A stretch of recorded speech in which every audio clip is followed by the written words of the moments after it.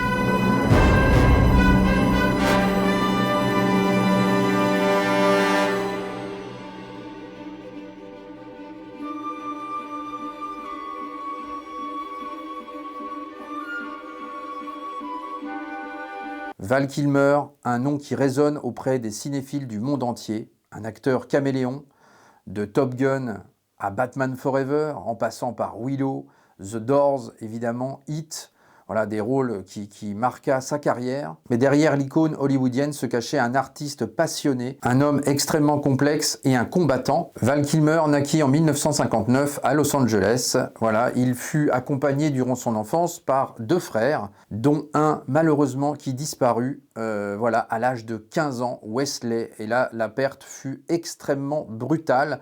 Wesley, en plus, avait pour habitude déjà d'être passionné de cinéma. Il voulait devenir réalisateur. Et du coup, ça inspira forcément Val Kilmer pour la suite de sa carrière, puisqu'il débuta sur les planches, dans un premier temps, au théâtre. Il avait vraiment cette envie et cette passion que lui avait un peu transmis quelque part son frère, pour devenir acteur. Et les débuts ne furent vraiment pas simples. Et il fit la rencontre d'ailleurs au théâtre de Sean Penn et Kevin Bacon. Kevin Bacon qui lui piqua quelque part le premier rôle qu'il devait avoir, puis Sean Penn, il devait avoir le second rôle et Sean Penn est arrivé, et donc Sean Penn lui piqua également le second rôle. Du coup, il se contenta du troisième rôle.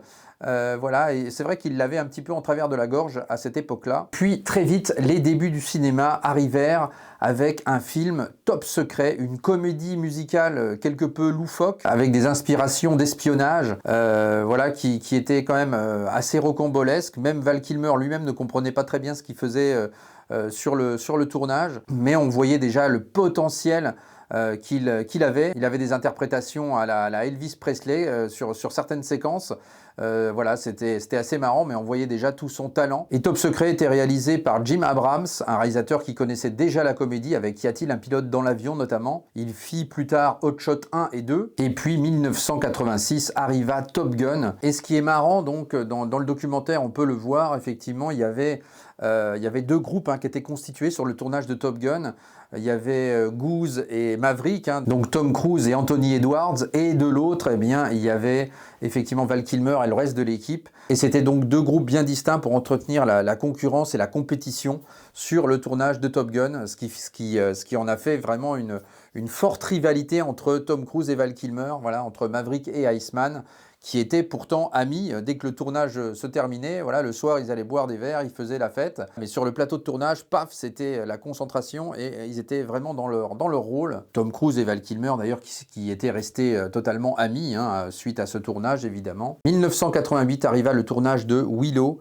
Et là, il rencontra sa femme, Joanna Wiley, qu'il avait déjà rencontrée bien des années plus tôt lors d'une représentation de théâtre. Il avait été déjà la voir moult fois, il en était déjà amoureux. Et du coup, deuxième coup de foudre pour Val Kilmer sur le tournage de Willow. Ils se marièrent dans la foulée. Et voilà, et ils eurent du coup deux enfants, un garçon, une fille, dont Jack Kilmer qui l'aida à faire ce fameux documentaire Val. Sachez également que Val Kilmer postula pour jouer dans Full Metal Jacket. Voilà, il fit moult essais face caméra et puis qu'il alla directement remettre à Stanley Kubrick. Donc ça, c'est quand même incroyable aussi, cette histoire-là. Et puis 1991 arriva Oliver Stone, qui l'enrôla pour son rôle de Jim Morrison dans The Doors. Et là, c'est un rôle qui l'a totalement transcendé, effectivement, et incroyable performance d'acteur sur ce film que moi personnellement j'adore. J'aime beaucoup le groupe déjà d'une part. La mimique de Val Kilmer par rapport à Morrison, elle est à l'identique. Il y a eu énormément de préparation. Pendant plus d'un an, il s'est inspiré de tout. Il a revisionné énormément de choses sur Jim Morrison pour s'inspirer vraiment de sa façon de faire, de sa façon de vivre, de sa façon de s'exprimer. Et c'est incroyable en fait quand on revoit ce film-là. Vraiment, c'est transcendant. Enfin voilà, moi j'ai adoré ce film d'Oliver Stone. Et 1995 arriva donc son fameux rôle dans Batman Forever. Et là, voilà, alors là c'est un peu la désillusion parce que voilà, il était extrêmement fan du personnage de Batman. Et malheureusement, voilà, il s'est aperçu que sur le tournage, en enfilant le costume, etc., il n'avait pas beaucoup de choses à faire finalement. Et voilà, il était souvent coincé dans son costume, à pas pouvoir s'exprimer correctement ou donner un souffle à ce qu'il voulait véhiculer dans son personnage de Batman. Voilà, et là il était un peu tétanisé dans le rôle et du coup malheureusement ça ne lui a pas plu du tout. Alors, après il faut dire aussi que Joel Schumacher qui reprit un peu les rênes des deux précédents Tim Burton, beaucoup plus coloré, beaucoup plus fun, ça n'a pas pris malheureusement, donc c'est pas son meilleur film. Pourtant il adorait ce personnage de Batman, il voulait donner vraiment une interprétation du personnage qu'il n'a jamais pu faire et ça c'était à regret. Malheureusement, le film, quant à lui, a quand même fonctionné. Il a rapporté quand même des millions de dollars. Mais malheureusement, pour Val Kilmer, dans son esprit, c'est pas du tout ce qu'il voulait faire. Et il s'est senti un peu coincé dans son rôle. Et 95 marqua également, par contre, une autre performance d'acteur avec le film Hit, où là, effectivement, Val Kilmer s'en donna à cœur joie dans son personnage. Film de Michael Mann où il donna la réplique à De Niro, Pacino de l'autre côté. Là, c'était un film vraiment mémorable. D'ailleurs, il eut un prix pour un second rôle dans le film. C'était pas un Oscar, mais enfin, je crois qu'il a eu un prix sur ce film-là. Le seul, d'ailleurs. Et puis, 1996, L'île du docteur Moreau, où pour la première fois, il allait faire face à son idole Marlon Brando. Et là, encore une fois, une nouvelle désillusion pour Val Kilmer, puisque la majorité du temps, ce n'était pas Marlon Brando qui interpréta le personnage, parce que Marlon Brando s'est aperçu très vite que le film allait foirer. Déjà, le précédent réalisateur avait dû énormément de retard sur le tournage du film. Ensuite, c'est Frankenheimer qui a repris le film. Il s'est embourbé dans quelque chose, malheureusement, qui n'a pas fonctionné. Malgré tout, j'ai un affect pour le film, moi, personnellement. Voilà, je sais pas, à l'époque, quand j'étais plus jeune, voilà, il m'avait pas dérangé, ce film-là. J'avais quand même apprécié. Peut-être qu'en le revoyant maintenant, ce serait différent, mais voilà, j'avais quand même apprécié le film. En tout cas, l'expérience pour Val Kilmer fut un peu la douche froide. Il croisa quand même Marlon Brando, évidemment, mais c'était pas ce qu'il avait espéré. Et pouvoir aussi donner la réplique à son idole, malheureusement, voilà, ça s'est pas fait comme il le souhaitait. Et 2019, sa maman, Gladys Kilmer, mourut. Et là, effectivement, ce fut aussi un véritable choc pour lui, voilà, quelque chose voilà, qu'il a fallu digérer et ça lui a vraiment retourné l'esprit et le cerveau. Donc ça aussi, bon, de toute façon, la perte d'un parent, voilà, tant qu'on n'a pas vécu ça, c'est vrai qu'on ne peut pas vraiment l'imaginer, on peut compatir évidemment à la douleur des autres quand ça arrive, mais tant qu'on ne l'a pas véritablement vécu, voilà, on perd une partie de soi véritablement. Bon, je le sais quand j'ai perdu mon père, hein, c'était comme ça. Donc là, bah, c'est pareil pour Val Kilmer. Voilà, on sent qu'il a été effectivement extrêmement bouleversé par la mort de sa mère. Et d'ailleurs, dans le documentaire, on voit aussi la relation un peu complexe qu'il avait avec son père, hein, également. Des parents divorcés très jeunes, hein, puisque à l'âge de 8 ans, ses parents divorçaient. Donc c'était quand même assez jeune pour lui. Il a eu une relation un peu difficile avec son père. Il y avait toujours ce lien qu'il avait avec lui. Et puis par la suite, il voulut donner une pièce de théâtre et donner vie en fait à Mark Twain, l'auteur d'ailleurs Mark Twain. Vous voyez, encore une fois, petite coïncidence parce que je vous en ai parlé pour Tom Sawyer il y a quelque temps sur une vidéo. Ben voilà, donc en fait, il a vu quelques similitudes et coïncidences entre sa vie et celle de Mark Twain. Donc il a voulu effectivement interpréter le personnage au théâtre. Donc voilà, il lui a donné vie avec un maquillage, etc. Et il lui a vraiment donné vie. Et il était transcendé par ce personnage de Mark Twain. Et puis lors d'une fin de séance de théâtre, eh bien, il perdit sa voix. Malheureusement, voilà, on lui avait appris qu'il avait un cancer de la gorge. Il a réussi à guérir de ce cancer de la gorge. Mais pour parler, voilà, là c'était c'était très très compliqué en fait. Il pensait retrouver sa voix, mais il n'a jamais pu en fait. Donc il avait un problème au niveau du larynx évidemment. Donc il sentait que sa carrière partait un petit peu en fumée et il s'est remis du coup vraiment dans l'art en fait, dans le dessin, dans la peinture. Voilà, il adore ça. Et puis malheureusement, voilà, il y a quelques jours de cela, il s'éteignait à l'âge de 65 ans d'une pneumonie. Une carrière jalonnée de succès, d'échecs, de remise en question, qui en fait quand même un acteur aujourd'hui vraiment incontournable, dont on se souviendra forcément pour ses rôles marquants, aussi bien en bien qu'en moins bien. Mais forcément, voilà, c'est quelque chose, c'est un acteur qui marque, et encore une fois, le documentaire très très émouvant. Je vous ai parlé tout à l'heure donc d'un de ses rôles marquants sur Jim Morrison et le film The Doors, mais il y avait un autre rôle également qui le marqua, c'est le rôle de Doc Holliday dans le film Tombstone avec Kurt Russell. Là aussi, il y a eu une performance assez intéressante. En fait, il effaçait totalement sa personnalité derrière le personnage qu'il devait incarner. Et là, c'est très flagrant sur Tombstone. Say when.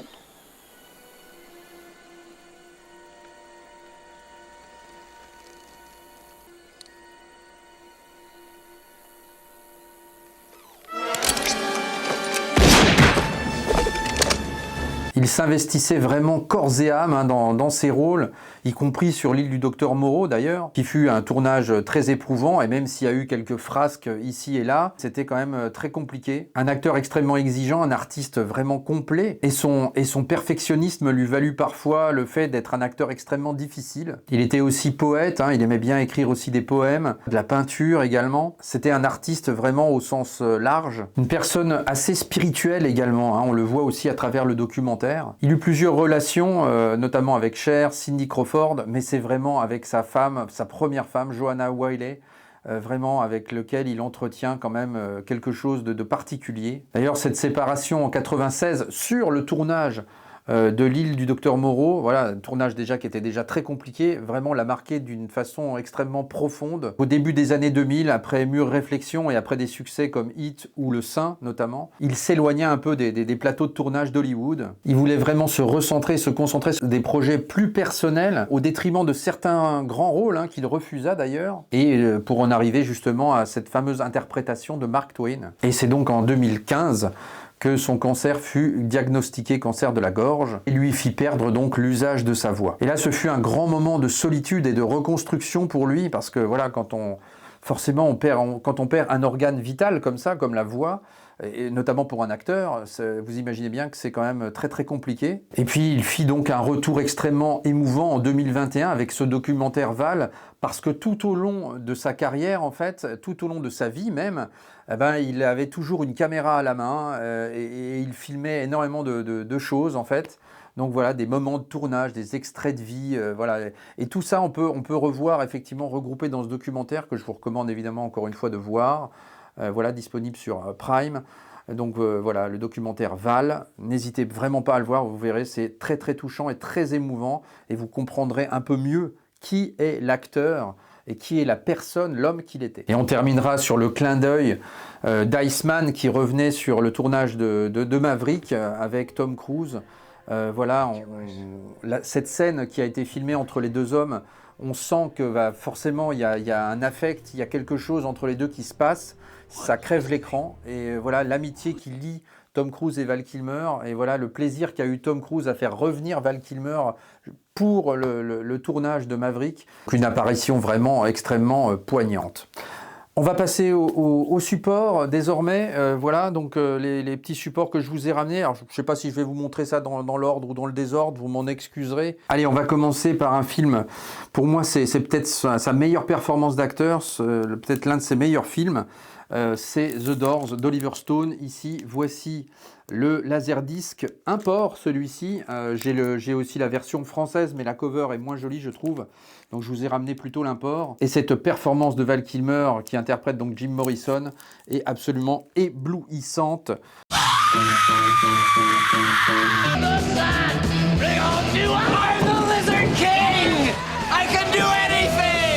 Mr. Morrison, I'd like to go make a record. Sure, why not?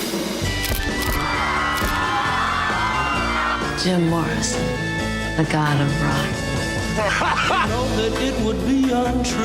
Je vous avais ramené le petit DVD également, que voici, qui était aussi un import. Je m'étais procuré aussi l'import au départ.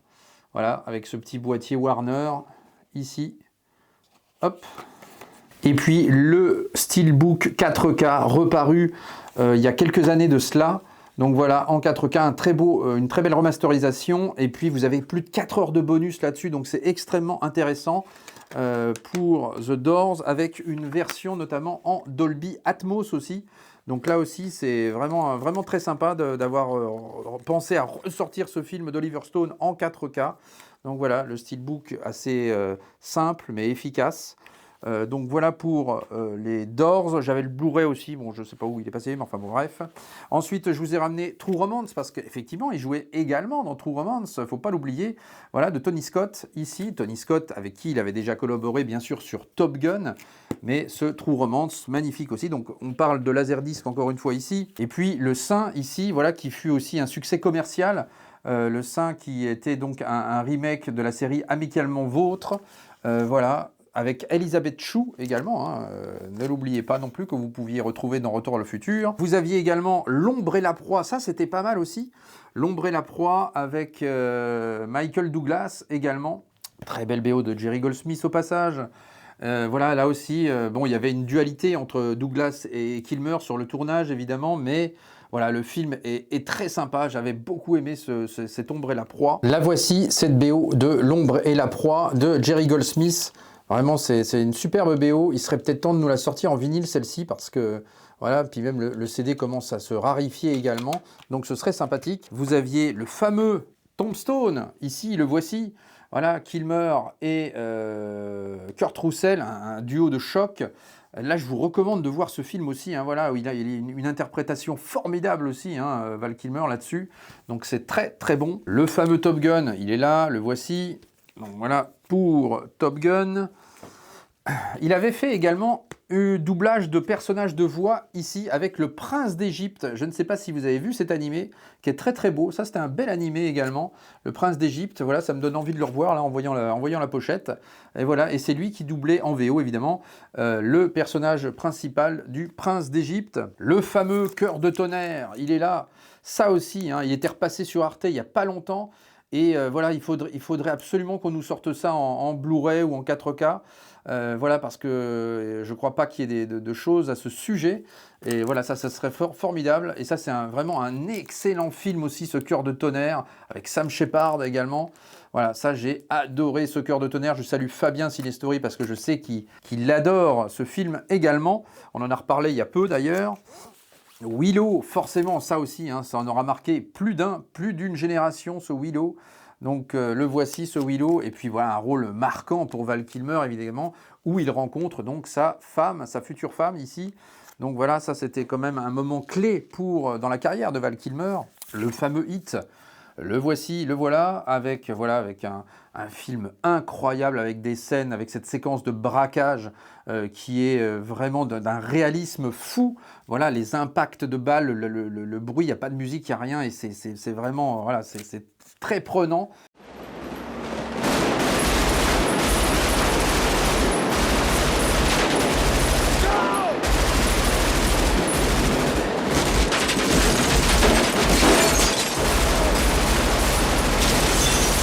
Très très bon film, voilà, performance d'Al Pacino qui est incroyable aussi là-dessus. L'île du Docteur Moreau, eh bien le voici aussi en laserdisc, avec des séquences où il y a le vrai Marlon Brando, mais des séquences où il y a aussi le faux.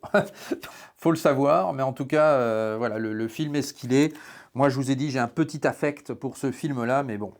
Ensuite, eh bien, le coffret Batman en laserdisc, le voici.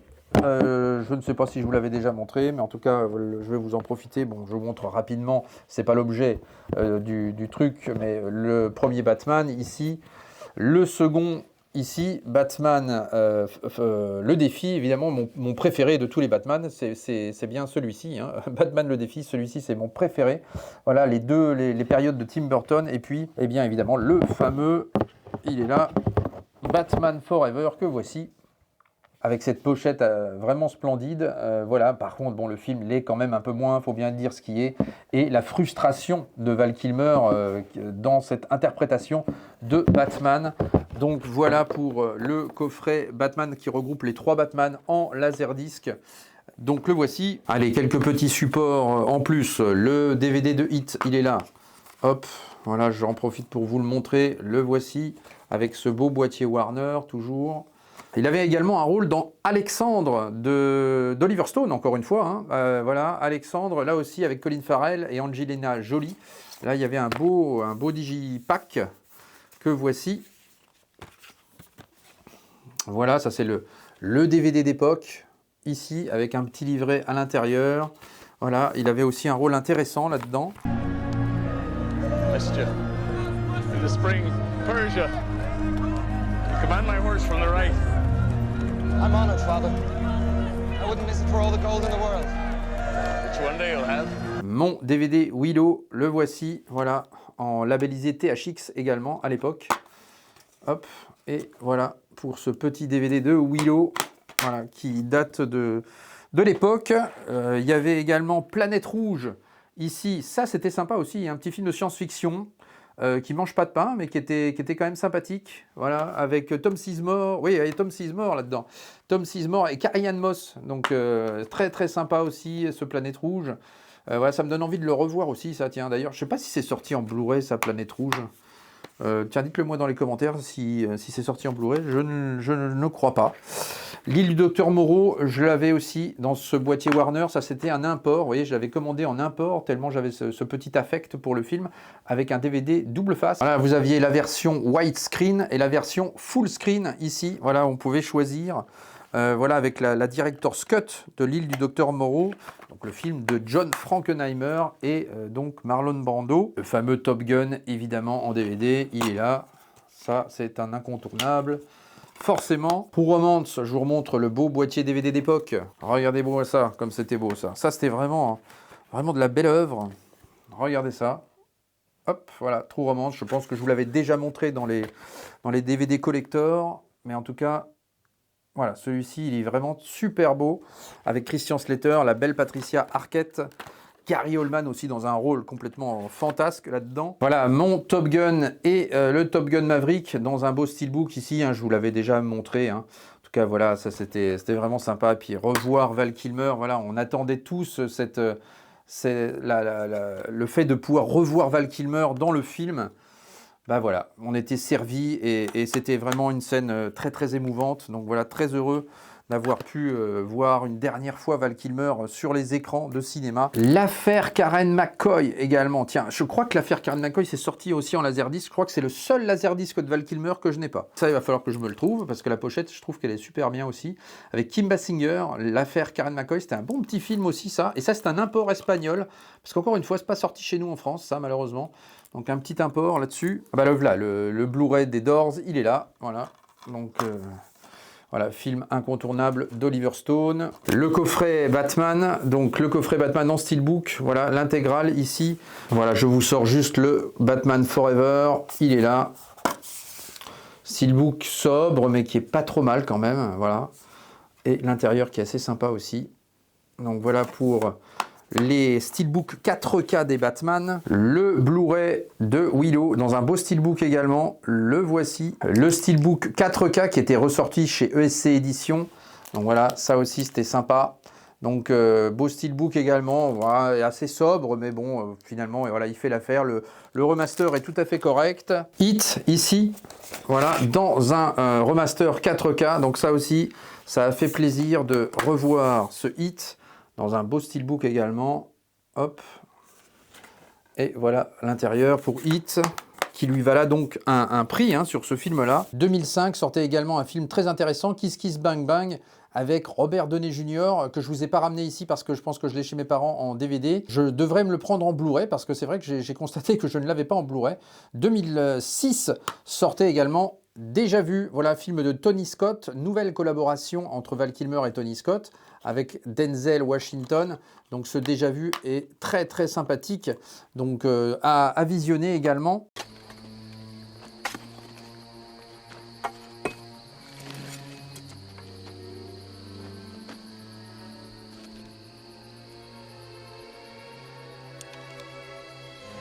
La VHS de Willow, la VHS location, clin d'œil à Thomas avec sa chaîne Pop One, évidemment. Donc voilà, la VHS, je suis très content de l'avoir trouvée également, cette VHS de location. Voilà, bon, je me reprends quelques VHS aussi de temps en temps. Voilà, mais celle-là, voilà, c'était une incontournable avec cette magnifique cover.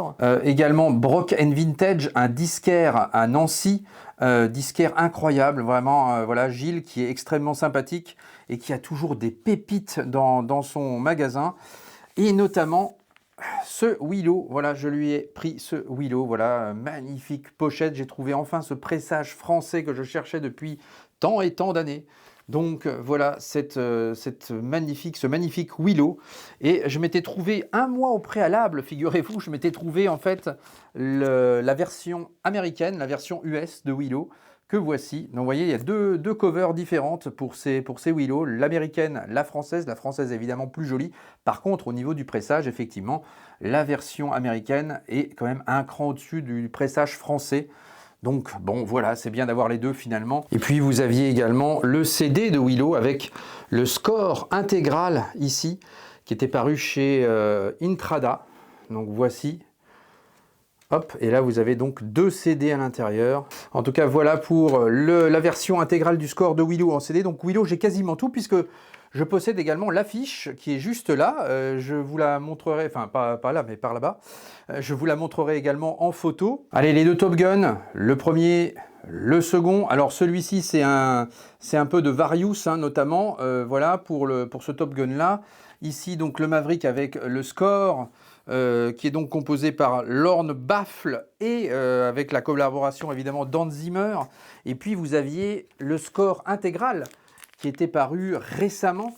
Je vous l'ai déjà montré, hein, me semble-t-il. Le voici, voilà. Donc ça c'est le score intégral de Top Gun, le premier du nom, voilà, par Harold Faltermeyer. Et vous aviez des beaux vinyles, il y en a 2 comme ça. Je vous en sors un, mais c'est vrai qu'ils sont quand même relativement beaux. Hop, le voici, le voilà. Donc vous avez 2 vinyles à l'intérieur, donc ça c'était paru chez Enjoy the Ride Records. Vous aviez également Made by Mutant, hein, qui avait fait ce Top Gun. Également le Batman Forever, également avec une BO et un score. Autant le film est quand même pas exceptionnel malheureusement, mais le score lui est vraiment très très bon. Vous allez retrouver énormément de choses là-dessus. Vous avez du PG Harvey, vous avez du U2, du Seal, du Offspring, du Nick Cave. Voilà, il y a vraiment tout ce qu'on peut là-dessus. Massive Attack évidemment.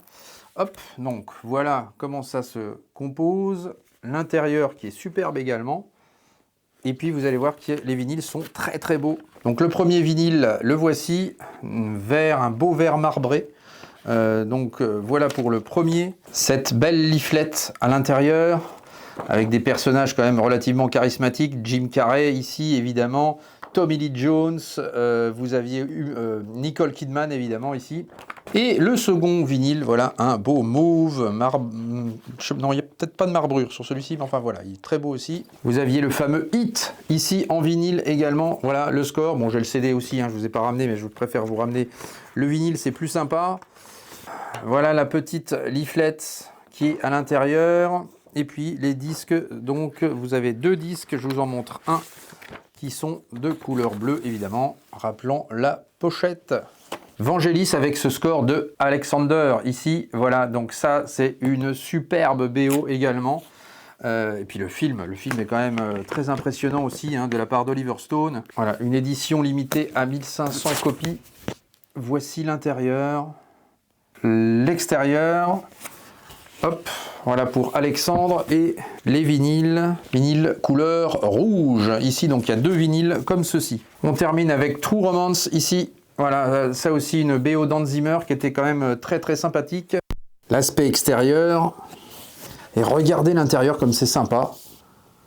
Vraiment, ça c'était un superbe artwork, hein. Donc voilà, et puis là aussi, vous avez un petit relief comme ça qui est vraiment très très joli.